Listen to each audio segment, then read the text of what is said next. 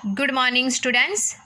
12वीं वाले बच्चे, सिद्धि हिंदी विद्यालय के इस ऑनलाइन क्लासेस में आपका हार्दिक स्वागत है। अब बच्चों, यहाँ पे हमारा ये जो लेसन चल रहा है, ये जो काव्य, तो काव्य हमारा यहाँ पे कैमरे में बंद अपाहिज, ठीक है। तो ये काव्य की चर्चा हमने की, जिसके रचयिता यहाँ पे है रघुवीर सहाय, जिन्होंने हमें बताया कि जो सत्ता होती है, अर्थात जो ये मीडिया होती है, जो पत्रकार होते हैं, वो सामाजिक कार्यक्रम करते हैं। तो सामाजिक कार्यक्रम में जो उनके प्रश्नोत्तर की जो सूची है, उससे हो सकता है कभी कभी सामने वाला इंसान जो होता है, जिसके जीवन में कोई घटना घटित होती है, उसको कभी कभी वेदना, अर्थात उसको और ज़्यादा कभी कभी पीड़ा होती है। उनका जो कर्तव्य होता है, वो क्या करते हैं कि सामाजिक कार्यक्रम के माध्यम से कभी कभी कुछ एक वस्तुओं को दर्शाने का प्रयास करते हैं, भावनाओं को बाहर लाने का प्रयास करते हैं, किसी की यहाँ पे वेदना को व्यक्त करते हैं। तो उसके माध्यम से उनका जो यहाँ पे कहने का तात्पर्य ये है कि जो उनका जो एक विचार दृष्टि होती है कि जो प्रेक्षक होते हैं, जो दर्शक होते हैं घर में बैठे हुए, वो भी उनके जो सामने वाले सामाजिक कार्यकर के रूप में यहाँ पे जिस इंसान को, विकलांग को, अपाहिज को लाया जाता है, जिसके जीवन में कोई घटना घटित होती है, वो इंसान अपने जीवन की कोई घटना सुनाए और फिर घर में बैठा हुआ दर्शक भी रोए और वो इंसान भी रोए। तो इससे क्या, उनके चैनल की टीआरपी बढ़ती है। तो अपने स्वार्थ के लिए वो ये सब काम करते हैं। तो यहाँ पे हम लोगों ने स्वाध्याय के प्रश्नोत्तर में, बच्चों, स्वाध्याय के प्रश्नोत्तर में हमने करीबन पहला प्रश्न देखा कि कविता में कुछ पंक्तियाँ कोष्टक में रखी गई है, उसकी समझ में, आपकी समझ में इसका क्या औचित्य है। तो यहाँ पे हमने लिखा कि उसके मुख्य भाव को व्यक्त करता है, जिसमें यहाँ पे 3 प्रकार हमने बताए। कैमरामैन के लिए कौन कौन सी युक्ति, ब्रैकेट में जो लिखा हुआ है वो हमें लेना है। तो कैमरामैन के लिए कैमरा दिखाओ, इसे बड़ा बड़ा, कैमरे की कीमत है। दर्शकों के लिए हम खुद इशारों से बताएंगे, क्या ऐसा, यह प्रश्न पूछा नहीं जाएगा। और तीसरा है अपंग व्यक्ति के लिए, जिसमें हमें लिखना है वह अवसर खो देंगे, बस थोड़ी कसर रह गई, ये हमें जवाब में लिखना है। दूसरा प्रश्न हमारा, कैमरे में बंद अपाहिज करुणा के मुखौटों में छिपी क्रूरता की कविता है, विचार कीजिए, ठीक है। तो यहाँ पे दूरदर्शन पर एक अपाहिज का साक्षात्कार व्यावसायिक उद्देश्य की पूर्ति के हेतु होता है। अपाहिज व्यक्ति को प्रदर्शन की वस्तु माना जाता है। प्रदर्शन करने वाले व्यक्ति को अपाहिज व्यक्ति की पीड़ा से कुछ लेना देना नहीं होता, वह केवल अपाहिज की पीड़ा को कुरेदता रहता है। ऐसे प्रदर्शनकारी कार्यक्रम में केवल दिखावा होता है, संवेदनशीलता बिल्कुल नहीं होती। ऐसा हमें दूसरे प्रश्न में लिखना था। अब यहाँ से बच्चों हमारा तीसरा प्रश्न की शुरुआत हम करते हैं। तो उसमें हमें सबसे पहले, हम समर्थ, शक्तिवान और हम एक दुर्बल को लाएंगे, पंक्ति के माध्यम से कवि ने क्या व्यंग्य किया। व्यंग्य यानी कटाक्ष। तो ये जो पंक्ति यहाँ पे लिखी हुई है बच्चों, तो उसको हमें क्या करना है, समझाना है, उसका सार क्या है। तो उसमें हमें क्या लिखना है, ध्यान से सुनिएगा, ये आपको अपनी कॉपी में भी लिखना है। तो कॉपी में प्रश्नोत्तर स्वाध्याय आपको करना पड़ेगा, कॉपी में प्रश्नोत्तर आपको लिखने हैं, ये आपका होमवर्क है। घर पे बैठे बैठे कुछ तो हमें करना ही पड़ेगा।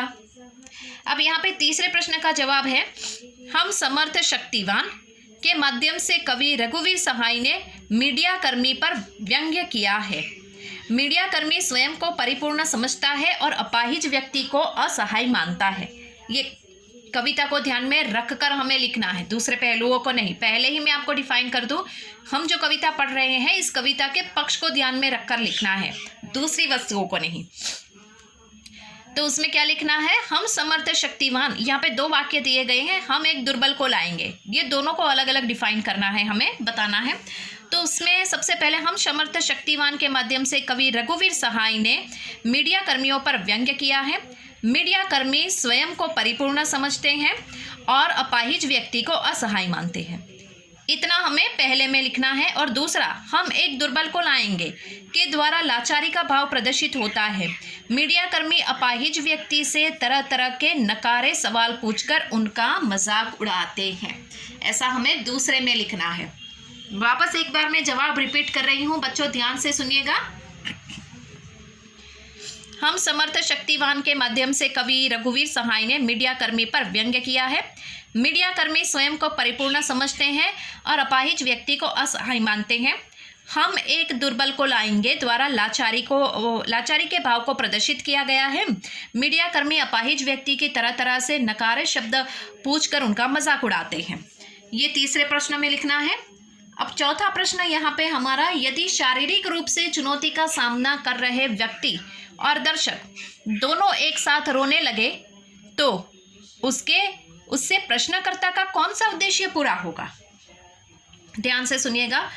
यदि शारीरिक रूप से चुनौती का सामना कर रहे व्यक्ति और दर्शक दोनों एक साथ रोने लगे तो उससे प्रश्नकर्ता का कौन सा उद्देश्य पूर्ण होगा? ये बात भी बिल्कुल सही है कि अगर देखा जाए तो जो बेचारा विकलांग है वो और घर में बैठा दर्शक जो देख रहा है वो दोनों रोने लगेंगे तो इससे प्रश्नकर्ता जो है, यहाँ पे पत्रकार है, उसकी कौन से उद्देश्य की पूर्ति होगी?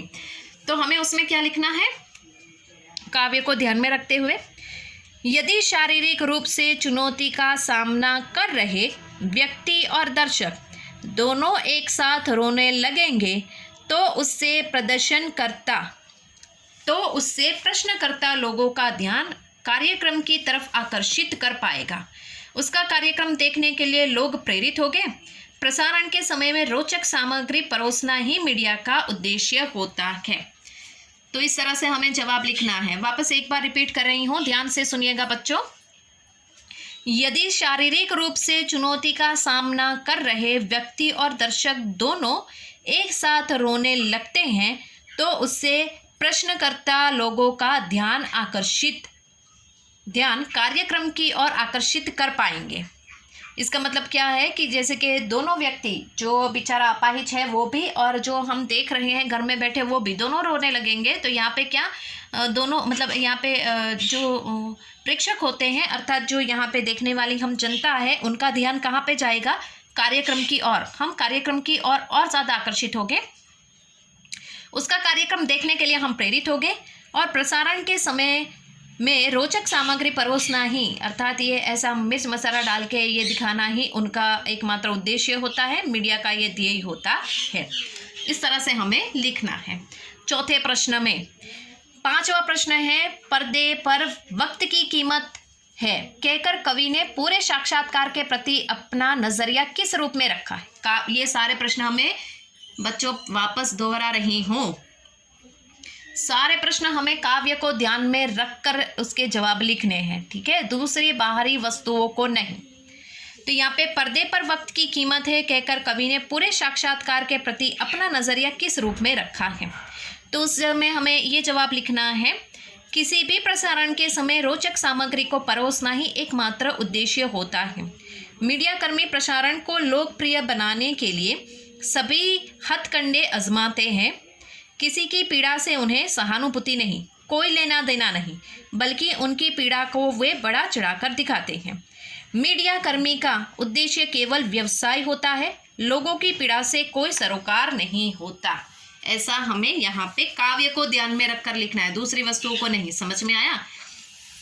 मैं वापस दोहरा रही हूँ बच्चों, दूसरी वस्तुओं को ध्यान में रखकर हमें जवाब नहीं लिखना है, हमें सिर्फ यहाँ पे काव्य को ध्यान में रखकर ही प्रश्न के उत्तर लिखने हैं। तो पर्दे पर वक्त की कीमत है, ये पांचवा प्रश्न, उसमें हमें वापस जवाब दोहरा रही हूँ, ध्यान दीजिएगा। किसी भी प्रसारण, पांचवें प्रश्न का उत्तर, किसी भी प्रसारण के समय रोचक सामग्री को परोसना ही एकमात्र उद्देश्य होता है। मीडिया कर्मी प्रसारण को लोकप्रिय बनाने के लिए सभी हथकंडे आजमाते हैं। किसी की पीड़ा से उन्हें कोई सहानुभूति नहीं होती, कोई लेना देना नहीं होता, बल्कि उनकी पीड़ा को वे बढ़ा चढ़ाकर दिखाते हैं। मीडिया कर्मी का उद्देश्य केवल व्यवसाय होता है, लोगों की पीड़ा से उनको कोई सरोकार या संबंध नहीं होता।